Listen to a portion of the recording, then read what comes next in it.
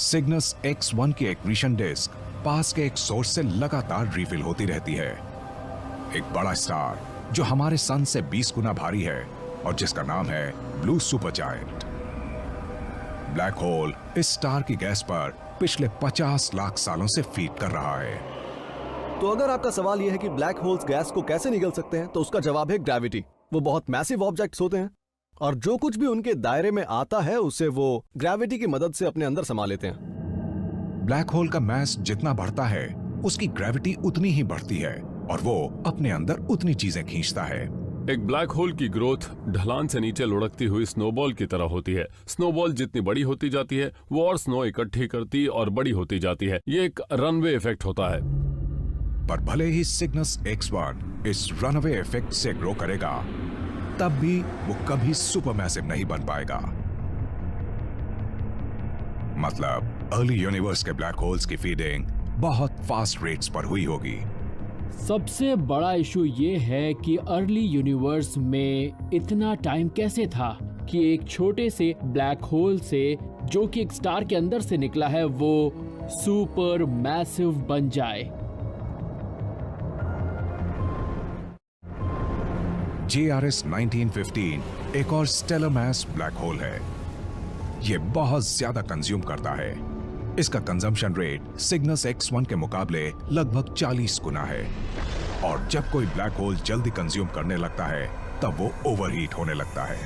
जब black hole बहुत तेजी से मटेरियल खींचकर उसे कंज्यूम करता है तब अक्रीशन डिस्क बहुत हाई टेम्परेचर्स पर हीट अप हो जाती है और उस हीट से सिस्टम से बहुत तेज लाइट बाहर आती है। और एक ब्लैक होल जितना ज्यादा मटेरियल कंज्यूम करेगा वो उतना ही शाइनी बनता जाएगा। ये स्टेलर ब्लैक होल कभी कभी ज्यादा मटेरियल बहुत जल्दी कंज्यूम कर लेता है, जिसकी वजह से उसकी एक्रीशन डिस्क से रेडिएशन निकलता है जो हमारे सन से करीबन 10 लाख गुना ब्राइट होता है। लेकिन इस ब्राइटनेस के अपने नुकसान भी होते हैं। इससे ब्लैक होल मटेरियल को कंज्यूम करना और ग्रो करना बंद कर देता है। अगर मुझे जल्दी अपना वजन बढ़ाना होता, वो भी ज्यादा से ज्यादा, तो मैं बहुत सारी चीजें एक साथ खाने लगता, जैसे कि जंक फूड, और उसे नॉन स्टॉप खाता रहता। ब्लैक होल्स की प्रॉब्लम ये होती है कि जब वो मटेरियल को कंज्यूम करने लगते हैं तब वो शाइन करने लगते हैं, और वो जितना शाइन करते हैं अपने खाने यानी मटेरियल को उतना ज्यादा दूर पुश कर देते हैं। उनकी ब्राइटनेस या ल्यूमिनोसिटी इतनी बढ़ जाती है कि वो आने वाले मटेरियल को दूर पुश कर देती है। इस फिनोमिनन को एडिंगटन लिमिट कहा जाता है। कई मायनों में एडिंगटन रेट को ब्लैक होल्स की ग्रोथ की एक स्पीड लिमिट के रूप में माना जा सकता है। हो सकता है कि ब्लैक होल्स को बहुत तेजी से बढ़ने से रोका जाता हो, और वो भी उनमें ज्यादा से ज्यादा गैसेस डालकर, और आखिरकार एडिंगटन लिमिट हिट हो जाती है और ब्लैक होल में जितनी भी गैस डाली जाती है वो उस तक पहुंच ही नहीं पाती। कंजम्पशन कंट्रोल करने के इस तरीके से यह तय हो गया है कि अर्ली यूनिवर्स में स्टेलर ब्लैक होल्स इतनी जल्दी मास गेन नहीं कर पाए होंगे कि वो सुपरमैसिव बन पाते। ब्लैक होल्स को बढ़ने के लिए टाइम चाहिए, उन्हें फीड करना होता है, उन्हें कंज्यूम करना होता है। शायद कुछ स्टेप्स स्किप किए जा सकते हैं, पर शायद उन्हें मीडियम या बड़े साइज से शुरू करना होता हो ताकि वो बाद में सुपरमैसिव बन सकें। तो क्या अर्ली यूनिवर्स में और तरह का ब्लैक होल था? क्या वो इतना बड़ा था कि कम वक्त में सुपरमैसिव बन जाता? –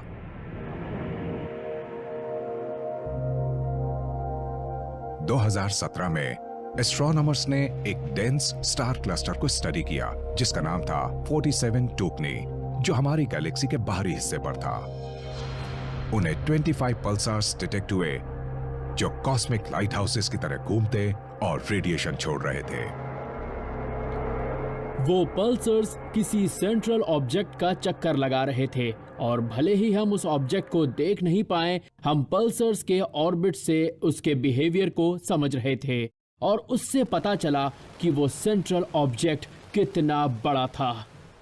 जब कैलकुलेशंस की गई तब हमें पता चला कि उसका मास सन से 1500 से 2000 गुना था। यह उस ग्लोबुलर क्लस्टर के बीचों में छुपा हुआ था। तो वो इनविजिबल ऑब्जेक्ट आखिर है क्या? 47 टुकनी के बीचों बीच जो कुछ भी छुपा है वो जरूर बहुत ज्यादा बड़ा है, और वो ब्लैक कलर का है।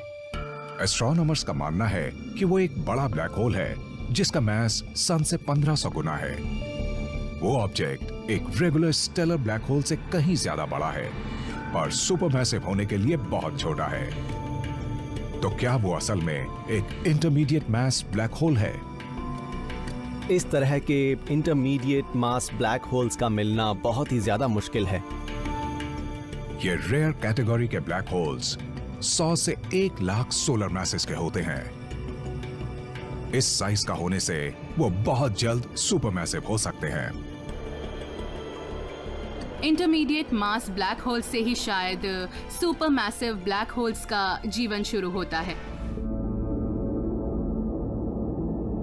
एस्ट्रोनॉमर्स इंटरमीडिएट मास ब्लैक होल्स की तलाश कर रहे हैं। उन्होंने शायद सुपरमैसिव ब्लैक होल्स की ग्रोथ में बिल्कुल किसी बीज की तरह काम किया होगा, पर अभी तक उनकी खोज नहीं हो पाई है। वो मिसिंग लिंक की तरह है और ये बात उन पर लागू होती है क्योंकि वो मिसिंग है। सोचिए कि आप एक एलियन हैं और आप अर्थ पर आए हैं और आपको इंसानों के बारे में बहुत कम जानकारी है, और जब आप आसपास देखते हैं तो आपको छोटे छोटे बच्चे या बड़े लोग ही दिखाई देते हैं। आप टीनेजर्स को नहीं पहचान पाते।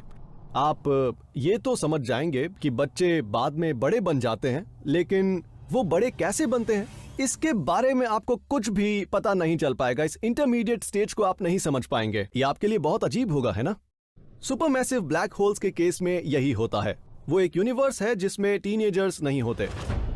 सितंबर 2020 तक हर किसी का यही मानना था, जब ग्रेविटेशनल वेव्स स्टडी कर रहे साइंटिस्ट्स को दूर यूनिवर्स में हो रहे एक एक्सट्रीम इवेंट का सिग्नल मिला। रिसर्चर्स उन चीजों की तलाश कर रहे हैं जिन्हें ग्रेविटेशनल वेव्स कहते हैं। वो स्पेस में लहरों की तरह होती हैं। ज्यादातर सिग्नल्स चिड़िया की आवाज की तरह होते हैं और ये बहुत ही खास तरह की नॉइस होती है जो कुछ इस तरह की होती है। लेकिन वो इवेंट इतना एक्सट्रीम और अचानक हुआ कि वो नॉइस कुछ इस तरह की निकली। सुनिए। यूनिवर्स में दूर से आने वाली वो आवाज इंटरमीडिएट ब्लैक होल हंटर्स के लिए किसी म्यूजिक से कम नहीं थी, क्योंकि उसकी पिच का बस एक ही मतलब था। ऐसी नॉइस तभी आई होगी जब दो बहुत ही बड़े ब्लैक होल्स आपस में टकराए होंगे और उनसे एक कंबाइंड ब्लैक होल बना होगा जिसका मास हमारे सन से 142 गुना ज्यादा होगा। तो जरा सोचिए ये कितना ज्यादा बड़ा होगा। तो ये देखने के बाद हम ऐसा कह सकते हैं कि कुछ इसी तरह से इंटरमीडिएट ब्लैक होल की खोज हुई थी। वो इंटरमीडिएट ब्लैक होल का पहला कंफर्म्ड ऑब्जर्वेशन था। एक इंटरमीडिएट ब्लैक होल का डायरेक्ट एविडेंस मिलना बहुत ही कमाल की बात होती है। इससे अच्छा और कुछ नहीं हो सकता। अब ये तय हो गया है कि इंटरमीडिएट ब्लैक होल्स एग्जिस्ट करते हैं, पर क्या उनसे अर्ली यूनिवर्स में सुपरमैसिव ब्लैक होल्स का पता चल सकता है? दरअसल इंटरमीडिएट ब्लैक होल से ही सुपर मैसिव ब्लैक होल्स की शुरुआत हुई होगी। ये जरूर अर्ली यूनिवर्स में बहुत पहले बन गए और इनसे ही सुपर मैसिव ब्लैक होल्स बने होंगे, जो शायद बिग बैंग होने के बहुत कम वक्त के बाद ही एग्जिस्टेंस में आ गए थे। इंटरमीडिएट ब्लैक होल्स आखिर बनते कैसे हैं? हाल ही में डिस्कवर किया गया ब्लैक होल दो छोटे ब्लैक होल्स से बना था। वो गैस के बड़े क्लाउड से भी बन सकता था। देखिए, ऐसा होना भी मुमकिन है कि अर्ली यूनिवर्स में गैस के बहुत बड़े क्लाउड्स रहे हों जिन्होंने अपनी एनर्जी बहुत जल्दी खो दी हो और कोलैप्स होकर फाइनली उन्होंने इतने बड़े साइज का एक ब्लैक होल बना दिया हो। गैस का वो बड़ा क्लाउड कॉन्ट्रैक्ट होकर ज्यादा से ज्यादा डेंस हो रहा होगा, ठीक वैसे जैसे स्टार्स बनाते वक्त डेंस होता है। पर इस केस में उसने एक स्टार नहीं बनाया, बल्कि वो एक बड़े ऑब्जेक्ट में कोलैप्स हो गया जो एक इंटरमीडिएट मास ब्लैक होल बन गया। एक बड़े गैस क्लाउड का डायरेक्ट कोलैप्स होकर एक इंटरमीडिएट मास ब्लैक होल बनना बहुत शानदार नजर आ रहा होगा। आपको लगता है कि वो जायंट क्लाउड कोलैप्स होते होते ब्लैक होल बन जाएगा, पर असल में ये होता है कि जायंट क्लाउड ब्लैक होल। तो एक वक्त में यूनिवर्स में बहुत बड़ा गैस क्लाउड होता है और पलक झपकते ही वो कोलैप्स हो जाता है और फिर बन जाता है एक ब्लैक होल। एटलीस्ट थ्योरी तो यही है।